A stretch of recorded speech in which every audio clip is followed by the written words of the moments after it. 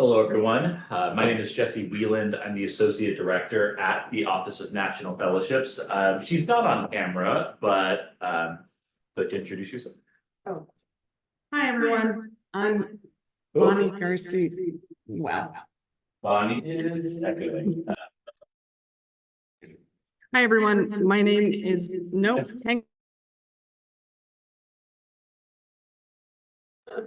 Clearly, we're tech. Hi everyone. My name is Bonnie Garcia Glockner. I'm the Assistant Director for O&M. Yeah, so sorry for it has been a long day. Please give us grace. But so Bonnie is going to be monitoring the chat for those of you that are joining us virtually. And so if you do have a question while we're going through the presentation, please feel free to type it in the chat or just shout it out loud. This will be a rather informal presentation. So to kind of give you a little bit of background about the Office of National Fellowships, we recruit students, we support students through the application process for many different scholarships, fellowships, and awards, both at Florida State University, but predominantly at other universities or for international study abroad experiences. And so I think it's always nice to start with a brief description of what a fellowship is. And I think the easiest way to describe it is that it's a scholarship with a learning outcome. And so that learning outcome, that could be, say, foreign language study. Maybe that could be a research project. Maybe that could be, we work with plenty of different fellowships that are more of a cohort-based like learning model. But regardless, at the end of your fellowship experience, you'll have created, have studied, or have learned something that is significant for your own personal growth and development, something relevant for your academics, maybe relevant for your professional future. And obviously today, we are talking about opportunities for first and second year students.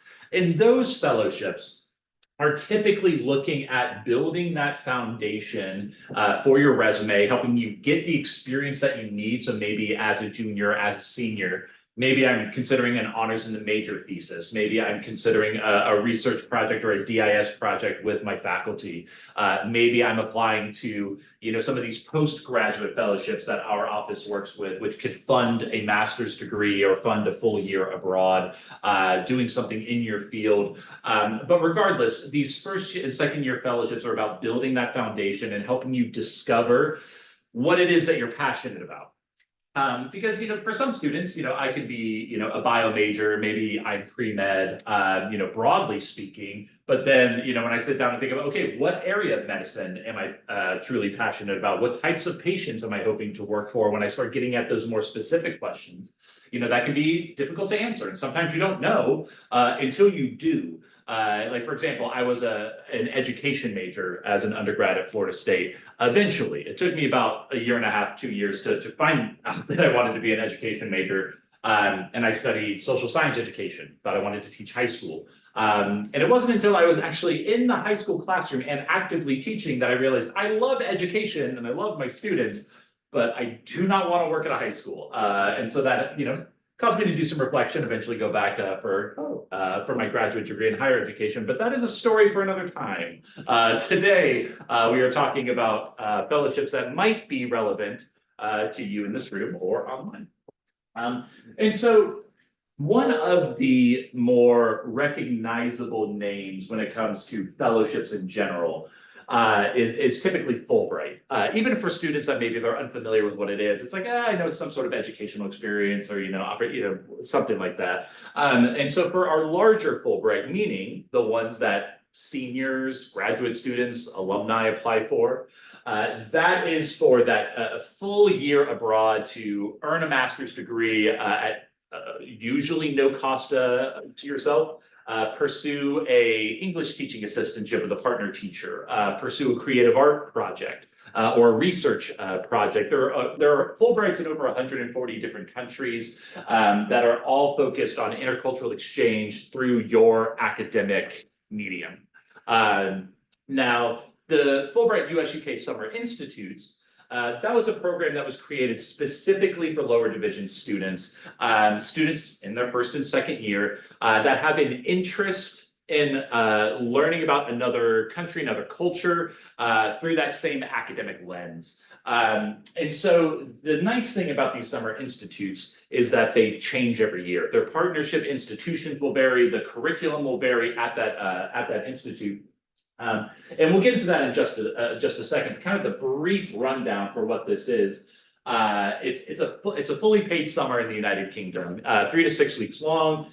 You do need a 3.7 GPA in order to qualify, which, you know, in your first and second year, your GPA is pretty flexible. So either if you have that already, excellent, please maintain that. And if you don't, it is well within reason that could be attainable over the next few semesters if you really commit yourself to your coursework. Everything is paid for. But what the US UK Fulbright Summer Institute, what they're looking for, ideally, and you'll find that a lot of these fellowships will have like kind of broad general, you know, on their websites, hey, these are the types of students that we're looking for, maybe from these majors. You know, for these institutes, they like to see students that have very minimal to no international experience. They like to be that opportunity for students to have that first experience abroad. However, you are not disqualified if you do have international experience. But as you can see from this list, the institutes, like I said, there's a lot of diversity amongst these programs. It's also important to note that you don't need to be majoring in any of these specific fields of study to qualify for the program. Like, for example, this program at the University of Glasgow, Tech Innovation and Creativity, what they're looking for are applicants that are passionate about these subjects and can then apply those subjects to their field of study. So why is it important to learn about these matters relative to the things that I care about within my major? And the same thing, we've sent plenty of students in previous years to this University of Bristol program that focuses on arts, activism, and social justice. That is, again, open to students from all academic majors, but what do you care about in relation to these subjects? Now, to be eligible for this, you do need to be a US citizen. And like I already mentioned, minimal background in these international experiences, ideally, but it's not a deal breaker. And we're going to get into a little bit more at the end of this presentation, I believe, to kind of talk about this application process, these essays that you're needing to develop. But what you will find is that for these lower division student awards, they understand that you are still getting acclimated to your university, you're still developing your specific interests in your field or in your community work, whatever that maybe look like, in your campus involvement. And I think this US UK program really does reflect that.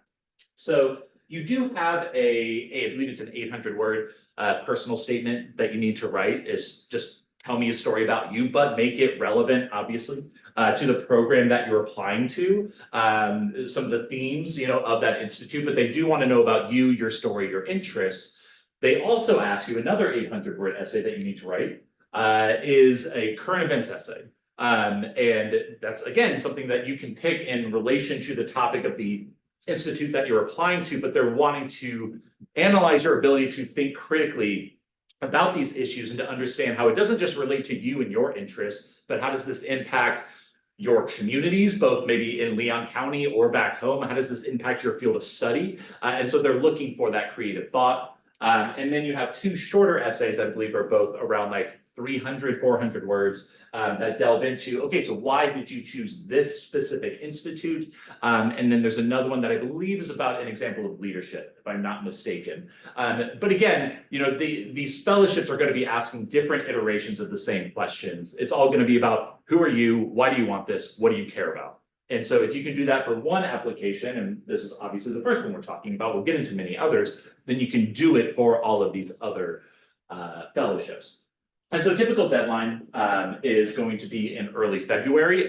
So that has passed. If you are in your first year, you are eligible for this next year. If you're currently a sophomore, well, hang tight. We're going to get into plenty of other fellowships that will be relevant to you, or we can find other opportunities, you know, to speak about.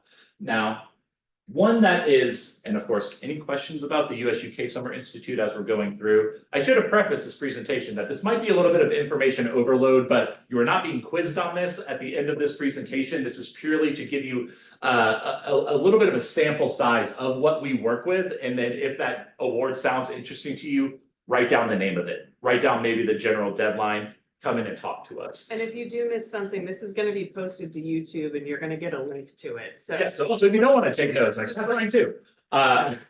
Jot something down and then move on for right now, so. Exactly. But the reason why we have these presentations in the spring semester is because deadlines are going to be open from the very beginning of the fall semester all the way up until about mid-spring. And so for our office, we're pretty much at the tail end for most awards that we work with. And right now we're transitioning into planning for many of you, your sophomore or even your junior year. And so that's why we like to identify opportunities in the spring semester, because you'll notice, or maybe come to realize that not just for fellowships, things for your classes, or other projects or opportunities you're involved in, everything is due sooner than you think. And this type of writing process for these awards does take a lot of time to prepare, and we want to make sure we know those deadlines well in advance. Are any of these open to international undergrads?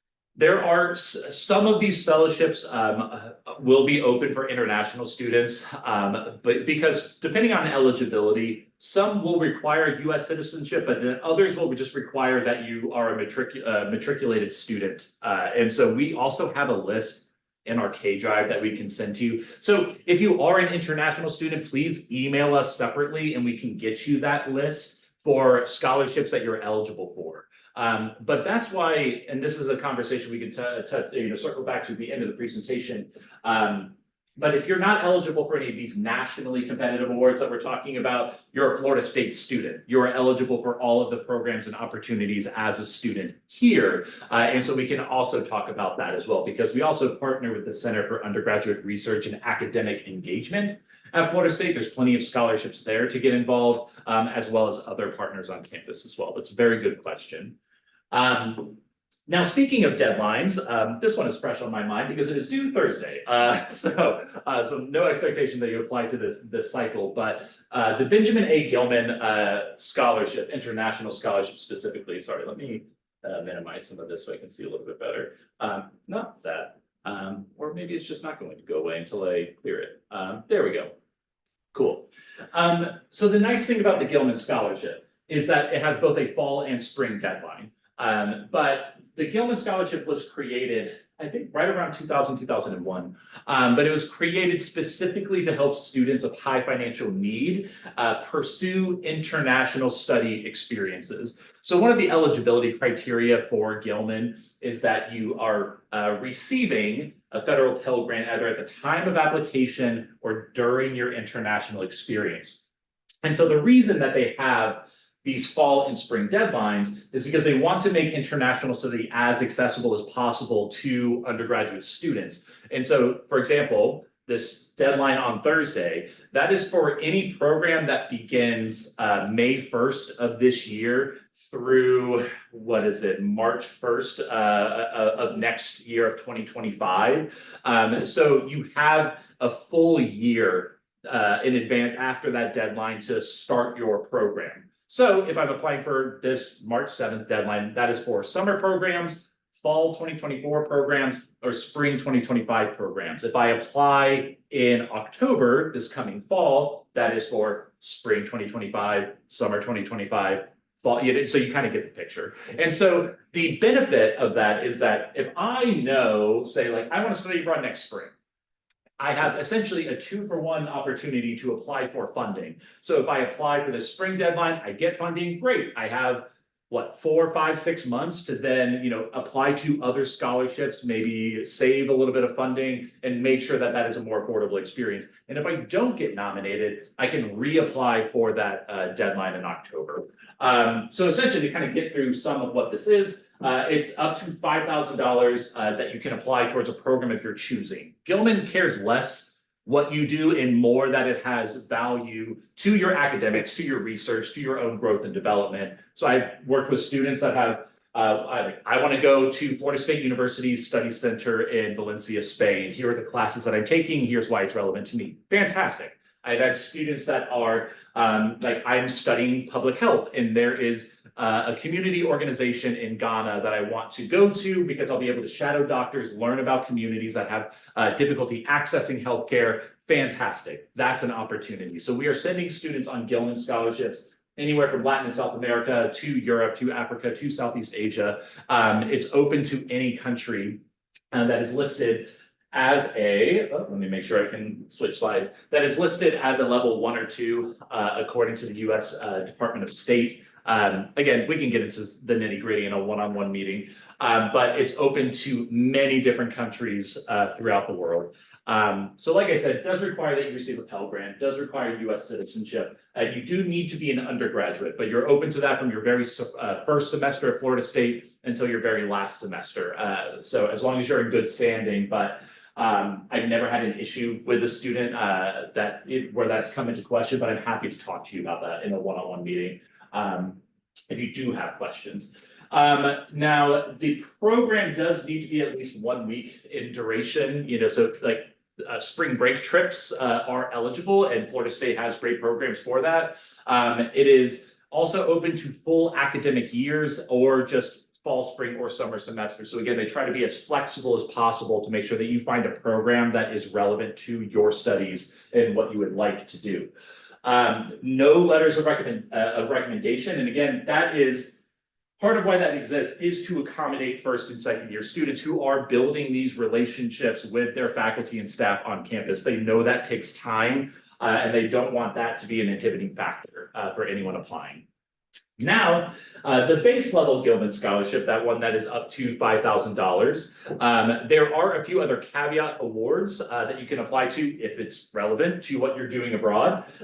For example, there is a critical need language award. And so if you are studying, and that list is on Gilman's website, but say if you are studying or wanting to eventually start studying Russian, Arabic, Japanese, Mandarin, Urdu, Punjabi, there's a Portuguese, and if your program is going to help facilitate that, you can qualify for up to $8,000 in funding, not just the base level 5. And they did just recently add a STEM research award, which essentially, if you are doing research in your STEM field, science, technology, engineering, and math, abroad, you can qualify for up to $6,000 instead of the base level 5. Now, I've kind of already talked about these deadlines and what they're looking for, but essentially you can apply early. And now a separate award, and of course, any questions about Gilman before we move on? Any questions about? Yes. So we have to find like a program before we apply? Yes. So you have to find a program, but you do not need to be accepted. And so what I mean by that is, for example, if you were to apply for next fall's deadline, Gilman understands that many students won't know their acceptance into a program until maybe end of fall or even beginning of spring. And so if you find a program and you're like, hey, this is what I'm doing, this is why I'm doing it, you can still provide them detail. You essentially pitch to them, this is my study abroad experience idea, this is what I plan to do, and that's what Gilman chooses to invest in. Now, hopefully, that works out exactly like you planned it, but there is a built-in safety net, I guess, within Gilman, to where I've had students that have been nominated for Gilman, but then say they don't get into their program, or their plans just change. And if that's the case, it doesn't impact your status as a Gilman scholar, but Gilman is like, hey, submit a program change. Let us know the new dates, the new program, and what you're doing. We'll make that adjustment on our end, and you still get your funding. Does that make sense? And so Gilman, I mean, I would start with look at international programs at Florida State, look at global exchanges at Florida State, look at global scholars through the Center for Undergraduate Research and Academic Engagement. I'm going to say CRE from now on, so I don't have to keep, they have a very long title. Or you can find a program outside of Florida State University. Like, for example, the University of Florida has fantastic language study programs. I have students that have done that in the past. But again, you find it and you tell Gilman, this is why I need this for my growth and development for my studies. Does that answer your question? Yeah. So very flexible. Now, kind of an extension of, so the critical need language award for Gilman is its own thing, but there's also the critical language scholarship. It is the same list of languages, which can be kind of confusing, but the critical language scholarship is open for first year students all the way through doctoral level candidates. You just need to be an enrolled student to qualify.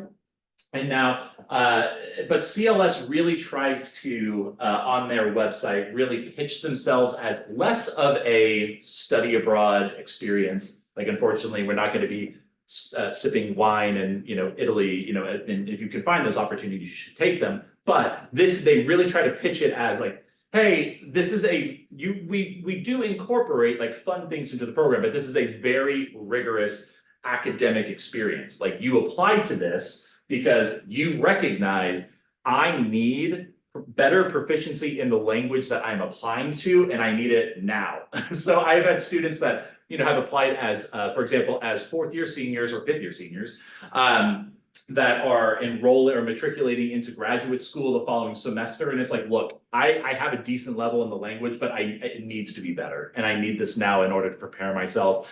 And I've had students that have applied in their first and second year that simply recognize like, hey, for the goals that I have as an undergraduate, it's necessary that I have at least intermediate, if not advanced level proficiency in this language early in order to do the research and engage with the communities that I want to work with.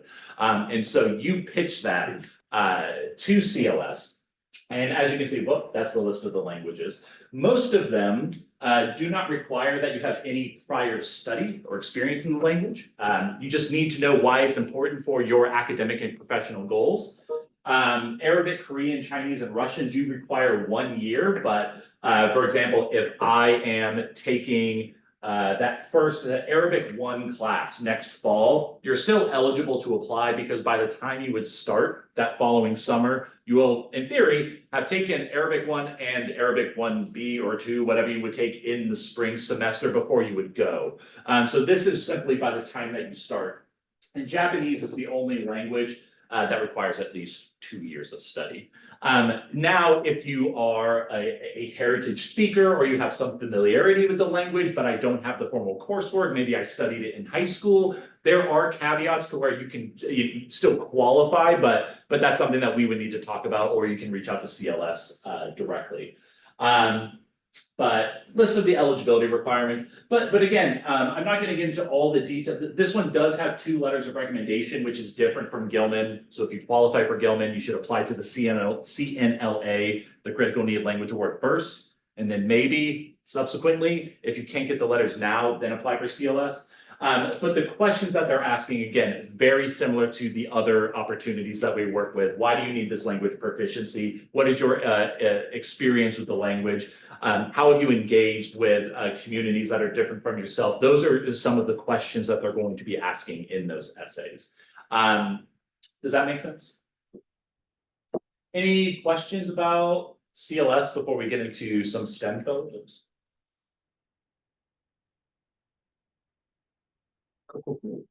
Any STEM majors in the room? Excellent. Okay. Have you heard of the NSFRU program? It doesn't sound familiar. Well, shit, you're about to. So the National Science Foundation, NSF, they have what are called Research Experience for Undergraduates, REUs. There are REUs at Florida State. There's REUs at FAMU. There are REUs like in North Florida, but there are also REUs all the way over to California, Seattle, up to Maine. The point. Oh, there's a map in the next slide. See, look, this is fantastic. So this is okay. I'll admit this is a presentation I've given many times. Today's been crazy. I have not had time to look at this, so I'm kind of riffing as we go. Full disclosure. But anyways, this is a map of some of the REU destinations that are out there. But again, this changes every year dependent on funding from the National Science Foundation. And so you can do, I believe most deadlines have passed for REUs. Maybe there's still a few open, but if you Google NSF REU, it's the first thing that pops up. And you can search by your field of study, AKA all of these, and find anywhere from like one of my favorite ones to always check just because I don't know, polar program sounds really dope. But there's like what, 2 programs, 3 programs maybe. But then you can click on biological sciences and you're going to find like 5 to 8 pages of universities that have projects that you can apply to join them for the summer. So again, fully funded program. They will often pay for your housing. They'll give you a stipend. They'll pay for your travel to and from that university. But the purpose of an REU is kind of similar to the US UK Fulbright Summer Institute, where many or REUs like to see no prior research experience, but they like to see that, again, you have an interest and an understanding for why you need this experience for the goals that you have. Sure, there are REUs in mathematics and a few other fields that do require, like, hey, if you don't have this base level of knowledge, you need that to really do this work. Yeah, yes, those exist, but the vast majority are open for lower division students. Now, the nice thing about REUs, so for example, for Gilman, for CLS, for the others that we've talked about, you submit one application, you have one opportunity to be nominated. The REUs can kind of be like scratch offs that you get at the gas station. You can buy as many as you would apply to as many as you would like, but you can only accept one. But my advice is to obviously apply to the ones that genuinely interest you, because you do get to those diminishing returns, maybe the more that you apply to. But it's typical for students that I work with to apply to anywhere from 1 to 4, 1 to 5 REUs, and that's pretty manageable because that's a new word. Because the applications are all very similar.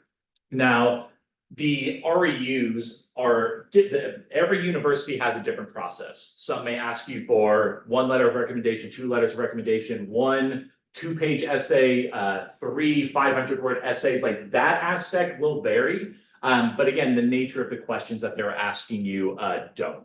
And so I've had freshmen that have applied to and received these opportunities. I've had juniors that have applied to and received these opportunities, but you just need to understand why I need this research experience. And so for lower division students, usually that looks like I'm just trying to get experience in my field. Like, I'm just trying to learn about what I do and do not care about. For maybe students that are in their sophomore, their junior years that are applying to this, they can approach this maybe with some intentionality in that, it's like, okay, well, maybe I'm thinking about graduate school or, considering what I might want to do professionally. So maybe I'm going to look at universities that have REUs in my field that I'm also considering for graduate school, because if that works out, I mean, not only are they going to pay me for the experience, but I can go meet the faculty, really suss out the vibe at the institution. Do I feel like I could spend the next 2 to 5 years at this university, getting a master's or getting a PhD? So the REUs can be a really excellent way to get access to research in addition to reaching out to the CRE. And the larger fellowship, just to briefly mention, so for the NSF REUs, those are for undergrads. The NSF GRFP, the Graduate Research Fellowship Program, essentially pays for your master's or your PhD as long as you're doing research in STEM fields. And so those GRFPs, they do really like to see that you've participated in an REU at some point. Any questions about NSF REUs? So these are typically due anywhere from early spring to mid-March. Like I said, every university has a different process. And so again, that's why we talked to you early about these. So you can set that timeline, focus on which one is due first, get that application in, and then continue to modify and adjust for the ones that are due maybe mid-February, early March, and so forth. Now, there are plenty, if you are a STEM student, there are plenty of research opportunities abroad as well. And so Dodd-Rise is one of those examples. It's very similar to the REUs in that you can apply to multiple, but it does cap at 3. But this application is due in early December. You do not need to know German. I probably should have mentioned these take place in Germany. All the labs operate in English, but it's very similar to the REUs. You just need to understand, why do I need further experience in these fields? I would say Dodd-Rise typically does like to see some research experience. So maybe this could be something to do following an REU experience. But we also work with, and I don't believe it's in this presentation, but we also work with the Amgen Scholarship. That is for research experience, both domestic experience, but also in East Asia, I believe in Singapore, Japan, Taiwan, might just be those 3. But regardless, same thing, you do not need to know the host language in order to engage in that research. But Dodd-Rise is a really fantastic opportunity if you're trying to take those research talents abroad. In a similar vein, the Barry Goldwater Scholarship is one that I've worked with for 5 years now. We just wrapped up my 5th year. And this is, so if you're in your first year, I'm really excited to talk to you. If you're in your second year, I'm excited to talk to you. This is a fantastic opportunity for sophomores and juniors. You can only apply in those 2 years. And you do need a background or at least some experience with STEM research. Now, Goldwater is one of the few opportunities in this presentation that isn't paying you to go and do an experience. They are providing you funding, scholarship funding, in recognition of what you have done as a STEM student on campus. And so Goldwater, they are kind of narrow in their scope in that we're looking for STEM students involved in research that want to pursue graduate school in a STEM field in doing research. So ideally pursuing your PhD. This is one that I guess I don't want to get too nitty gritty with it right now, but what I will say is, you know, for the REUs, as many Florida State students as we can feasibly send are allowed to apply. For the Goldwater scholarship, it is more competitive in that any university from your Florida States to your Harvards can choose 4 students to nominate, 5 if one of those students is a transfer student, 6 if one of those students is a student veteran. But it's capped, so we do have our own internal process where our Goldwater faculty will review our applicants and choose the 4 to endorse. But anyways, if you are nominated by your university, you are pushed forward for national consideration. Those decisions come out at the end of March. And if you're selected, it's $7,500 on a sliding scale based on need. For example, I've had students that have received the full funding. I've had students that are on full rides to Florida State University that receive a much reduced amount because they don't really need it. But the benefit of the Goldwater scholarship is that in academic circles, people know what this is. If you're applying for an REU or if you're applying for other STEM research opportunities, if you're applying for graduate school, if you're applying for an NSF GRFP, having a Goldwater scholarship on your application is about as close to a gold star as you can get. It's not going to just get you in the door, but it is absolutely a conversation starter. So for reference, I said most universities, you usually nominate about 4 students. And we haven't gotten decisions for this year, but over the last 4 years, we're averaging about 2 students a year. And so it's not a big number, but when our pool is 4, it's pretty significant. And so this is one that Florida State students are receiving every single year. And I'm confident in saying that our applicant pool this year is the strongest that we've had in the 5 years that I've worked. So I'm keeping my fingers crossed, knocking on wood. But if you're interested or wanting to get involved in STEM research, we're happy to connect you with our colleagues over at the Center for Undergraduate Research. Find ways to get involved. I would look at the UROP program if that application is still open. I believe it is. I believe it We have is. some workshops too later in the semester about the Euro. Cool. So the Undergraduate Research Opportunity Program, or UROP, is one that is open to first-year students. So please apply. It gets you into a lab working with faculty as early as next fall. Great way to get experience, or just reach out to faculty now that are doing work in your field, and maybe that's something that you can start later this spring or over the summer. But any questions about Goldwater? I will say before we move on, recommendation letters are really important for Goldwater. And this is advice that I give to any first and second year student, is building relationships matter, and it requires that you start early. You know, go to office hours, ask questions in class, you know, just really start building those academic connections, because you're going to need faculty that can speak to your ability in the lab, your academic ability. You as a student can also speak to your professionalism, your leadership, and those relationships take time, but start now. Questions about Goldwater? Humanity in Action, and I know, what are we at on time? 2:05? Okay, cool. I want to make sure we have time for questions at the end, but Humanity in Action is open for sophomores all the way up until students that are 2 years out of their bachelor's degree. And now this is one of those at the very beginning, I mentioned those like cohort-based model, like learning opportunities. Humanity in Action, broadly speaking, is for students that are interested in human rights and social justice initiatives relative to their field of study. So there is one program in Atlanta. I believe it is still I went back to it in person. Some of this may be a leftover. Hybrid. Is it hybrid? Okay. And then there are these programs, these 5 programs in Europe. And so any college student in the countries that are eligible for hosting a program are eligible for this opportunity. So if you're selected, it's not just you're working with students across the US, you're working with students across the world that are also passionate about these topics and wanting to learn more about these issues from both a historical perspective, but also a contemporary perspective. So it's open to STEM students, it's open to students in the humanities, everything in between. Now, what is really cool about this program is that each institute will have similar themes, but each institute is unique to the city that it takes place in. So that is going to dictate the site visits that you get involved in. That's going to dictate the guest speakers that you have. And so if you apply and you're genuinely interested in all of their programs, you can apply to all of them. But if there's maybe 2 or 3 that are uniquely relevant based on what you're studying, what you're interested in, you can select to prioritize those as well.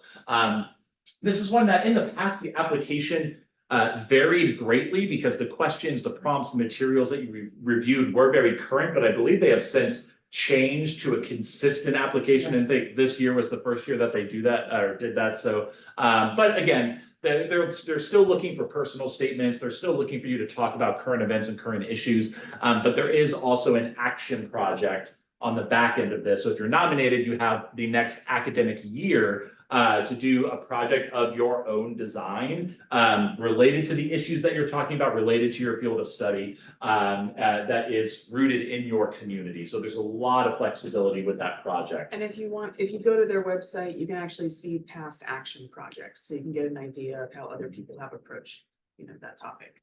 And again, another program that we sent many students to in the past, it did shut down for the pandemic for, I believe, 2 years. And so we are now getting this back up and running. But regardless, this one's usually due in January. And so the tricky part with that is that it's due right at the end of winter break. And so we need to do work in the fall to make sure you're prepared for that January deadline. But again, like I said, that's why we're recruiting you right now to come in and talk to us so we can figure out what it is that you are interested in.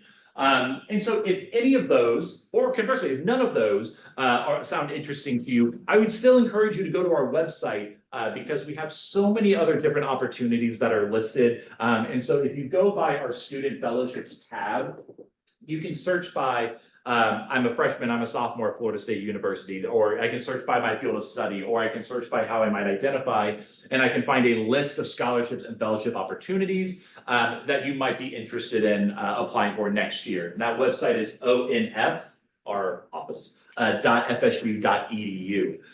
You can also search through the important dates where we post about workshops like this one today, or we post about guest speakers that we host, many times alumni of Florida State and of these fellowships. Or for example, yesterday, we hosted a representative from the consulate down in Miami to speak specifically about the Marshall Scholarship. And so we try to bring in professionals when we can as well. But again, we post all of that on our website, so please take a look at that. This is from a few years ago, from 2021, 2022, but it just kind of goes to show that even in, quote unquote, down years because of the pandemic, we are still sending students all over the world to engage in these types of programs and in these types of research projects. And so the only way to ensure that this is not you is just by not applying. And so we would love to work with you on your essays, on your personal statements, on your statements of purpose. I've been doing this for many years. Bonnie has joined our office, has been an advisor for many years, has been with our office now for 2 years. And we are sending students to these programs every single year, everyone that we have spoken to. And so we would love to talk to you a little bit more about your interests and your goals. Now, We have some general, we do have a writing workshop tomorrow, if you would like to sit in on that and just learn about this. I think we have a QR code, later in this presentation. But just questions to consider before you begin writing these applications is, and I've kind of been hitting on this throughout the presentation, so I won't take too much more of your time. But why am I pursuing this? We can assume all of these opportunities are competitive, and by and large, we can assume that the people applying to them are qualified. But there's a difference in being qualified for an opportunity, and being able to articulate, why do I need this opportunity? What is this doing for me? And having served on many of these review committees in the past, I can tell you, the percentage of students that actually hit those points are much fewer than you would think. And so if you can figure out what that means for you, those are the points that you want to hit on in those personal statements. In the same vein, not many applicants can think beyond the opportunity itself. Again, many people are qualified for that experience, but what these fellowships are looking for is like, why are you a good investment for what we are offering? We want to see a return on that investment. How is that, if you participate in our program, how are you applying that back at your home institution? How are you applying that in your community? How is this important for your own growth and development? And then, yes, and in the same vein, how does this fit into my overall academic plan? They like to see that trajectory. Now, personal statements, they are an opportunity to showcase your passions. How can I align myself with the opportunity that I'm applying to? What they are not is a prose version of your resume. What I mean by that is a lot of these applications ask for your resume. So what I don't want to see is an essay that is just your resume with a few more words. It's like, I can see your achievements, but what I want to know more about you. I want to know more about your goals. Or simply a reiteration, so much space, and you'll find that when I have to write like a 300-word essay, what I don't want you to do is take the first 2 sentences to reiterate the prompts. Like, we have to learn how to be effective with the space that we're given to make sure that we're getting as much good content in our essays as possible. So again, that is why Bonnie and I are here, to make sure that your essays are authentic, they are relevant, they are compelling. And so we're actually partnering with the FSU Writing Center, like I said, tomorrow. If you would like to attend, please feel free to sign up for that presentation. But we do those throughout the fall and spring semesters, usually more in the spring semesters. But we also do workshops specifically tailored to certain fellowships. So again, meet with us one-on-one, or if you would like to meet with some of your peers who are also applying, this is a really great opportunity for that. I believe this is the last slide, but why work with our office? You know, like, I hope your undergraduate experience thus far is different from mine in that I was asked once to write about myself and my goals when I applied to college, and then I was never asked again. And I didn't know many of these opportunities existed, so I didn't apply to them. And so this is a very low risk, high reward type of opportunity to develop as a writer, develop in your own understanding of yourself and your goals, and put that into practice where at best, you are nominated for these, you know, I mean, not to be dramatic, but these literal life-changing opportunities that can just help hone your skills and your interests and really set you on that path towards your professional and personal goals. Or at the very worst, it's like, I learned a lot about myself in that application process, and now I'm better prepared, better equipped to apply for this again next year, apply for other opportunities on campus.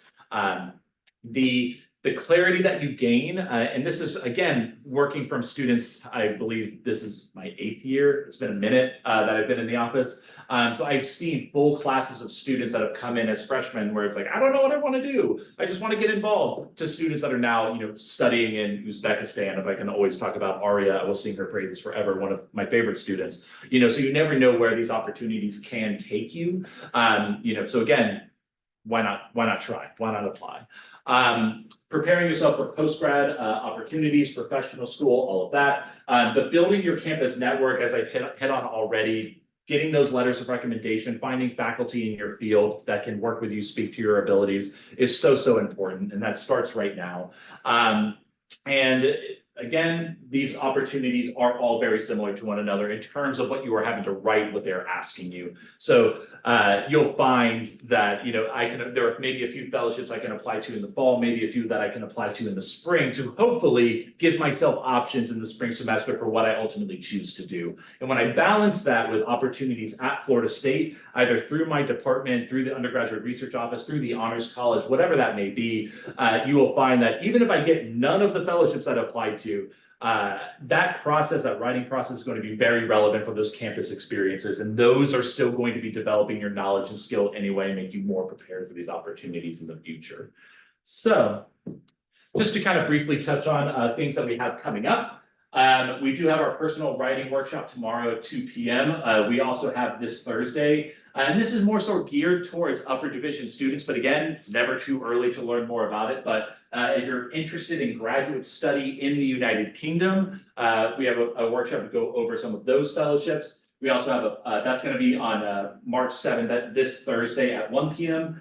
We also have a public service fellowship workshop on March 28th at noon. And then for any of our students that might be interested in learning more about that Fulbright US student program, the one I mentioned for soon-to-be graduates, but again, never too early. We do have a Fulbright workshop on April 11th at 3:30. And Dodd, if you're interested in research, if you're interested in Germany, April 16th. 11:30 a.m. We do have a Dodd fellowship as well. Now, on our website, you can find all of these dates and you can find the Zoom links to register if you can attend, but you still want the recording. Lastly, we are a very small office. You've essentially met 50% of the office by just meeting me and Bonnie. But you can also follow us on social media. You can follow us on Instagram. This is one I would recommend. Or as I always say, tell your moms we're on Facebook. I don't know if y'all use Facebook anymore. Maybe not. But we do post on it. So if they want, anyways, it's been a long day. Like I said. But just check out our website as well. But we will let you know when these workshops are happening. We like to highlight alumni when we can as well. So again, to connect you to older students or alumni who cared and did exactly what you might want to do as a student here, we would love to put you in contact with them. But that is the end of the presentation. So thank you so much for attending. I know if you need to head out, please feel free, but myself and Bonnie are going to be here to answer questions. And so we would love to have you type that into the chat if you would like, or feel free to ask. But thank you so much for attending. It was a pleasure speaking with you. We hope to hear from you soon. Thank you. Yes. Could you